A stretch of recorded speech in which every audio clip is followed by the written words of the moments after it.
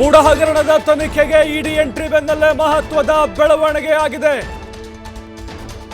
ಮೂಡ site ವಾಪಸ್ ನೀಡೋಕೆ ಮುಂದಾಗಿದ್ದಾರೆ CM ಪತ್ನಿ. ಮೂಡ ಆಯುಕ್ತರಿಗೆ ಪತ್ರ ಬರೆದಿದ್ದಾರೆ ಸಿದ್ದರಾಮಯ್ಯ ಪತ್ನಿ ಪಾರ್ವತಿ. ನಮಗೆ ಕೊಟ್ಟಿರುವಂತಹ ನಿವೇಶನಗಳನ್ನ ವಾಪಸ್ ಪಡೀರಿ. ನಾನೆಂದು ಮನೆ ಆಸ್ತಿ ಚಿನ್ನ ಸಂಪತ್ತು ಬಯಸಿದವಳಲ್ಲ. ನನ್ನ ಪತಿ ಘನತೆ ಗೌರವ ನೆಮ್ಮದಿಗಿಂತ ನಿವೇಶನ ದೊಡ್ಡದಲ್ಲ. ಅಂದ್ರೆ ಸಿದ್ದರಾಮಯ್ಯರಿಗಿಂತ 14 ನಿವೇಶನಗಳನ್ನ ವಾಪಸ್ ನೀಡಲು ನಿರ್ಧರಿಸಿದ್ದೇನೆ ನಾನು. ಮೂಡು ಆಯುಕ್ತರಿಗೆ ಪತ್ರ ಬರೆದಿದ್ದಾರೆ ಸಿಎಂ ಪತ್ನಿ ಪಾರ್ವತಿ. ಏನಾಗ್ಬೋದು ಹಾಗಾದ್ರೆ ಈ ಬೆಳವಣಿಗೆ? ಮತ್ತೆ ನೋಡಿ, ಖಂಡಿತವಾಗಲೂ ರಾಜಕೀಯ ಕಿಚ್ಚು ಹೊತ್ತುಕೊಳ್ಳುತ್ತೆ. ಯಾಕಂತ ಹೇಳಿದ್ರೆ ಸಿದ್ದರಾಮಯ್ಯನವರು ನಾನೇನು ತಪ್ಪೇ ಮಾಡಿಲ್ಲ, ಅದಕ್ಕೂ ನನಗೂ ಸಂಬಂಧ ಇಲ್ಲ, ಅದು ಕಾನೂನಾತ್ಮಕವಾಗಿ ಪಡೆದುಕೊಂಡಿದ್ದು 50-50, ಜಮೀನಿಗೆ ಪರ್ಯಾಯವಾಗಿ ಸೈಟನ್ನು ಹಂಚಿಕೆ ಮಾಡಿದ್ದು ಅಂತ ಹೇಳಿದ್ದು. ನಾನು ಕಾನೂನಾತ್ಮಕವಾಗಿ ಎದುರಿಸ್ತೇನೆ, ಹೆದರುವ ಪ್ರಶ್ನೆ ಇಲ್ಲ, ಜಗ್ಗಲ್ಲ ಬಗ್ಗಲ್ಲ ಅಂತ ನೋಡ್ತಾ ಇದ್ದೀವಿ ನಾವು. ಸಿದ್ದರಾಮಯ್ಯ ಅವರ ಪತ್ನಿ ಈಗ ಪತ್ರವನ್ನ ಬರೆದಿದ್ದಾರೆ ನೋಡಿ. ಮಹತ್ವದ ತಿರುವು ಇದು. ಏನಾಗ್ಬೋದು ಹಾಗಾದ್ರೆ ಮುಂದೆ? ಆ ಪತ್ರದಲ್ಲಿನ ಕೆಲವೊಂದಿಷ್ಟು ಅಂಶಗಳು ನೋಡ್ತಾ ಇದ್ದೀವಿ. ಸಾರ್ವಜನಿಕ ಜೀವನದಲ್ಲಿ ನಾನು ಕಾಣಿಸಿಕೊಳ್ಳದೆ ಬದುಕಿದ್ದೇನೆ. 14 ಸೈಟ್ಗಳನ್ನು ವಾಪಸ್ ಕೊಡಲಿಕ್ಕೆ ನಿರ್ಧಾರವನ್ನು ಮಾಡಿದ್ದೇನೆ ಅಂತೇಳಿ ಈಗ ಪತ್ರವನ್ನು ಬರೆದಿದ್ದಾರೆ ಸಿದ್ದರಾಮಯ್ಯವರ ಪತ್ನಿ ಪಾರ್ವತಿಯವರು. ನೋಡಿ, ಆ ಪತ್ರವನ್ನು ಕೂಡ ನೀವು ನೋಡ್ತಾ ಇದ್ದೀರಿ. ನಾನು ಕೂಡ ಅದರಲ್ಲಿ ಏನೇನಿದೆ ಏನೆಲ್ಲ ಉಲ್ಲೇಖವನ್ನು ಮಾಡಿದ್ದಾರೆ ಅದನ್ನು ಕೂಡ ನಿಮಗೆ ತಿಳಿಸುವಂಥ ಒಂದು ಪ್ರಯತ್ನವನ್ನು ಮಾಡ್ತೀನಿ. ಯಾಕಂತಂದರೆ ಬಹಳ ಇಂಪಾರ್ಟೆಂಟ್ ಇದು. ಈಗ ಯಾಕೆ ಈ ಒಂದು ವಿಚಾರ ಬಂತು ನೋಡಿ ಹೇಳ್ತೀನಿ ನಿಮಗೆ. ಮಾನ್ಯರೇ, ಮೈಸೂರಿನ ಕೆಸರೆ ಗ್ರಾಮದ ಸರ್ವೆ ನಂಬರ್ 464ರಲ್ಲಿ 3 ಎಕರೆ 16 ಗುಂಟೆ ಜಮೀನನ್ನು ಪ್ರಾಧಿಕಾರವು ಭೂಸ್ವಾಧೀನವಿಲ್ಲದೆ ಉಪಯೋಗಿಸಿಕೊಂಡಿದ್ದಕ್ಕಾಗಿ ಪರಿಹಾರದ ಬದಲಾಗಿ ವಿಜಯನಗರ 3 ಮತ್ತು 4ನೇ ಹಂತದಲ್ಲಿ ನನಗೆ ಮಂಜೂರು ಮಾಡಲಾದ 14 ನಿವೇಶನಗಳನ್ನು ಹಿಂತಿರುಗಿಸುವ ಕುರಿತು. ನೋಡಿ, ಆ ವಿಷಯಕ್ಕೆ ಬರ್ತೀನಿ ಈಗ. ಅಸಲಿ ವಿಷಯ ಇದು. ಮೇನ್ ಇದು 14 ಸೈಟು ವಾಪಸ್ ಕೊಡೋದ್ರ ಬಗ್ಗೆ ಅಸಲಿ ವಿಚಾರಕ್ಕೆ ಬರ್ತೇನೆ. ಮೇಲ್ಕಂಡ ವಿಷಯಕ್ಕೆ ಸಂಬಂಧಪಟ್ಟಂತೆ ಮೈಸೂರು ತಾಲೂಕು ಕಸಬಾ ಹೋಬಳಿ ಕೆಸರೆ ಗ್ರಾಮದ ಸರ್ವೆ ನಂಬರ್ 464ರಲ್ಲಿ 3 ಎಕರೆ 16 ಗುಂಟೆ ವಿಸ್ತೀರ್ಣದ ನನ್ನ ಜಮೀನನ್ನು ಪ್ರಾಧಿಕಾರವು ಭೂಸ್ವಾಧೀನವಿಲ್ಲದೆ ಉಪಯೋಗಿಸಿಕೊಂಡಿದ್ದಕ್ಕಾಗಿ ಮೈಸೂರು ನಗರಾಭಿವೃದ್ಧಿ ಪ್ರಾಧಿಕಾರದಿಂದ ಪರಿಹಾರವಾಗಿ ವಿಜಯನಗರ 3 ಮತ್ತು 4ನೇ ಹಂತದಲ್ಲಿ ವಿವಿಧ ಅಳತೆಯ 14 ಸೈಟ್ಗಳನ್ನು ಮಂಜೂರು ಮಾಡಿರುವುದು ನಿಮಗೆ ತಿಳಿದಿದೆ. ನೋಡಿ, ಮುಂದುವರೆದು ಮೈಸೂರು ನಗರಾಭಿವೃದ್ಧಿ ಪ್ರಾಧಿಕಾರದಿಂದ ನನ್ನ ಪರವಾಗಿ ಕಾರ್ಯಗತಗೊಳಿಸಿದ 14 ನಿವೇಶನಗಳನ್ನು ಕ್ರಯಪತ್ರಗಳನ್ನು ರದ್ದುಗೊಳಿಸುವ ಮೂಲಕ ನಾನು ಪರಿಹಾರದ ನಿವೇಶನಗಳನ್ನು ಒಪ್ಪಿಸಲು ಮತ್ತೆ ಹಿಂತಿರುಗಿಸಲು ಬಯಸ್ತೇನೆ. ನೋಡಿ, ಪತ್ರದಲ್ಲಿರುವಂತಹ ಅಂಶಗಳಿದು. ನಿವೇಶನಗಳ ಸ್ವಾಧೀನವನ್ನು ಸಹ ಮೈಸೂರು ನಗರಾಭಿವೃದ್ಧಿ ಪ್ರಾಧಿಕಾರಕ್ಕೆ ಮರಳಿ ಹಸ್ತಾಂತರಿಸ್ತಾ ಇದ್ದೇನೆ. ದಯವಿಟ್ಟು ಈ ನಿಟ್ಟಿನಲ್ಲಿ ಆದಷ್ಟು ಬೇಗ ಅಗತ್ಯ ಕ್ರಮಗಳನ್ನು ಕೈಗೊಳ್ಳಿ. ವಂದನೆಗಳೊಂದಿಗೆ ತಮ್ಮ ವಿಶ್ವಾಸಿ ಪಾರ್ವತಿಯವರು. ಇದು ಮೂಡ ಆಯುಕ್ತರಿಗೆ ಪತ್ರವನ್ನು ಬರೆದಿದ್ದು ಮುಖ್ಯಮಂತ್ರಿಗಳ ಪತ್ನಿ ಪಾರ್ವತಿ. ಯಾಕೆ ಈ ಸಂದರ್ಭದಲ್ಲಿ ಪತ್ರ ಬರೆದ್ರು? ಈಗ ಹುಟ್ಟುಕೊಳ್ಳುತ್ತೆ ನೋಡಿ ಪ್ರಶ್ನೆಗಳು.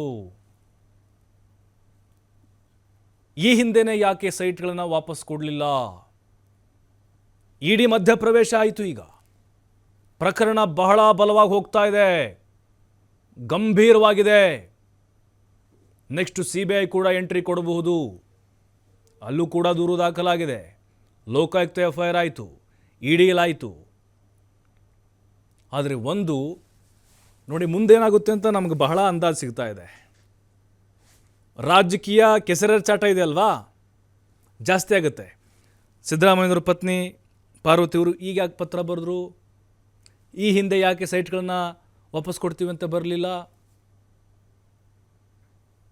ಅಂದರೆ ಕಾನೂನಿನ ಕುಣಿಕೆ ಬಿಗಿಯಾಗ್ತಾ ಹೋದಷ್ಟು ಭಯ ಶುರುವಾಯಿತಾ ಸಿದ್ದರಾಮಯ್ಯನವ್ರಿಗೆ? ಈ ರೀತಿ ಆರೋಪಗಳನ್ನು ಬಿ ಜೆ ಪಿ ನಾಯಕರು ಸಹಜವಾಗಿ ಮಾಡ್ತಾರೆ. ಅದರಲ್ಲೂ ಆ ಹೇಳಿಕೆಗಳಿದಾವಲ್ಲ, ಇಲ್ಲಿ ಆ ಜಮೀನು ಮೂಲ ಮಾಲೀಕರು ಯಾರು? 3.3 ಎಕರೆ 16 ಗುಂಟೆ ಅದನ್ನ ಅರ್ಶಿನ ಕುಂಕುಮ ಕೊಟ್ಟಿದ್ದು ಅವ್ರ ಬಾಮೈದ ಮಲ್ಲಿಕಾರ್ಜುನ ಸ್ವಾಮಿ ಪಾರ್ವತಿಯವ್ರಿಗೆ.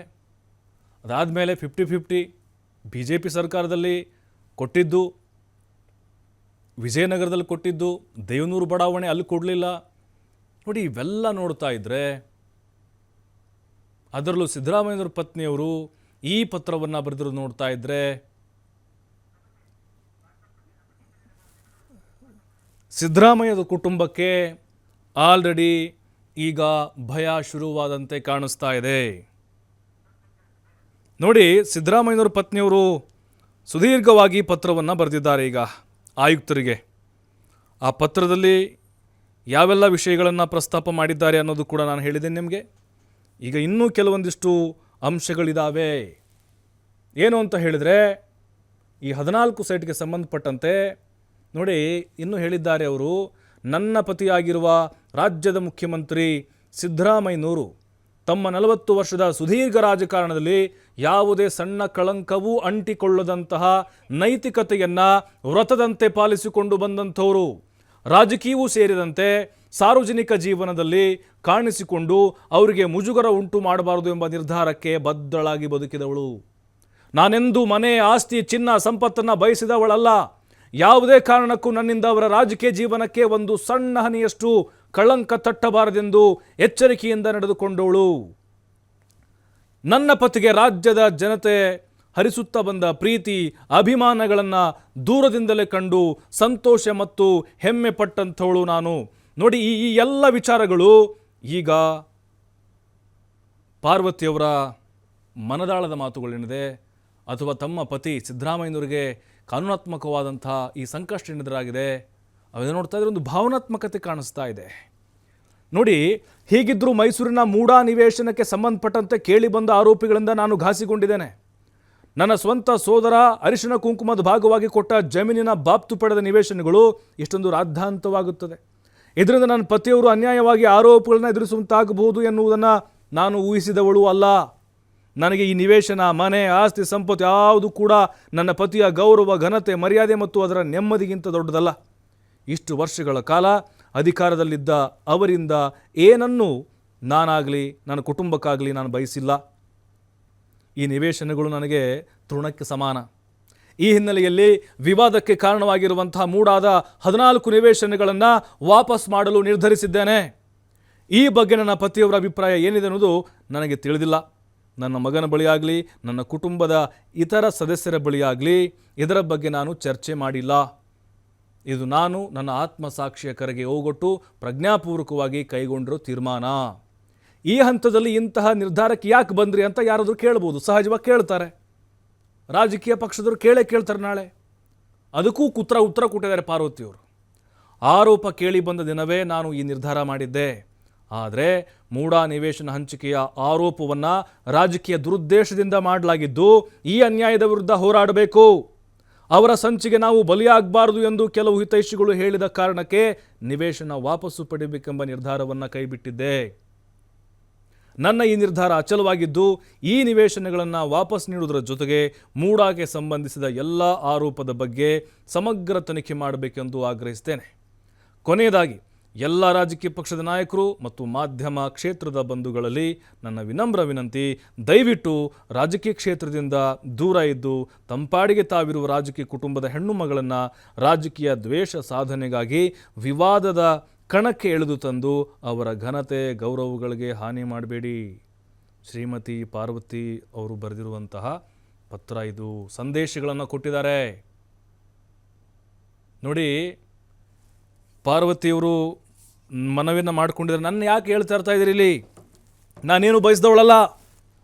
ನನಗೆ ಆಸ್ತಿ ಬೇಡ, ಬಂಗಾರ ಬೇಡ, ಒಡವೆ ಬೇಡ, ಸೈಟ್ ಬೇಡ, ಅವೆಲ್ಲ ತೃಣಕ್ಕೆ ಸಮಾನ ನನಗೆ. ಆದರೆ ಇಲ್ಲಿ ನನ್ನ ಪತಿ ಮುಖ್ಯಮಂತ್ರಿ ಸಿದ್ದರಾಮಯ್ಯನವರ ಗೌರವ ಘನತೆಗೆ ಧಕ್ಕೆಯಾಗಿದೆ. ಹಾಗಾಗಿ ಇದ್ಯಾವುದು ಕೂಡ 14 ಸೈಟ್ ಇದೆ ಅಲ್ವಾ, ಇದು ಯಾವುದು ಬೇಡ, ನಾನು ವಾಪಸ್ ಕೊಟ್ಬಿಡ್ತೀನಿ ಅಂತ ಪತ್ರವನ್ನು ಬರೆದಿದ್ದಾರೆ ಮೂಡ ಆಯುಕ್ತರಿಗೆ. ನೋಡಬೇಕು ಈಗ ಮುಂದಿನ ದಿನಗಳಲ್ಲಿ ಇದು ಯಾವ ತಿರುವನ್ನು ಪಡೆದುಕೊಳ್ಳುತ್ತೆ. ಪತ್ರ ಬರೆದ ತಕ್ಷಣ ತನಿಖೆ ಮಾಡೋದು ಕೈ ಬಿಡುತ್ತಾ ಇಡಿ ಲೋಕಾಯುಕ್ತ? No chance. ತನಿಖೆ ಮುಂದುವರಿಯುತ್ತೆ. ಹಾಗೆ ಇಲ್ಲಿ ಸಿದ್ದರಾಮಯ್ಯನವರ ಪಾತ್ರ ಇದೆಯಾ ಇಲ್ವಾ ಅನ್ನೋದು ಕೂಡ ಕಂಪ್ಲೀಟ್ ಆಗಿ ತನಿಖೆ ಆದಮೇಲೆ ಗೊತ್ತಾಗುತ್ತೆ. ಆದರೆ ಏನು ಮಾಡೋದು, ಇಲ್ಲಿ ಪಾರ್ವತಿಯವರ ಪಾತ್ರ, ಅವರು ಸಮಾಜದಲ್ಲಿ ಯಾವತ್ತೂ ಕೂಡ ಬಹಿರಂಗವಾಗಿ ಕಾಣಿಸಿಕೊಂಡಿರಲ್ಲ. ಒಂದಿನಾನೂ ಕೂಡ ಸಿದ್ದರಾಮಯ್ಯವ್ರ ಜೊತೆಗೆ ಅಪರೂಪ. ಹಾಗಾಗಿ ಅವ್ರ ಮೇಲೆ ಯಾಕೆ ನೀವು ಆರೋಪವನ್ನು ಮಾಡ್ತಿದ್ರಿ? ಕಾನೂನಾತ್ಮಕವಾಗಿ ಸಿದ್ದರಾಮಯ್ಯನವರು ಅದನ್ನು ಎದುರಿಸ್ತಾರೆ ಅಂಥೇಳಿ ಸಂದೇಶಗಳನ್ನು ಕೊಟ್ಟಿದ್ದಾರೆ.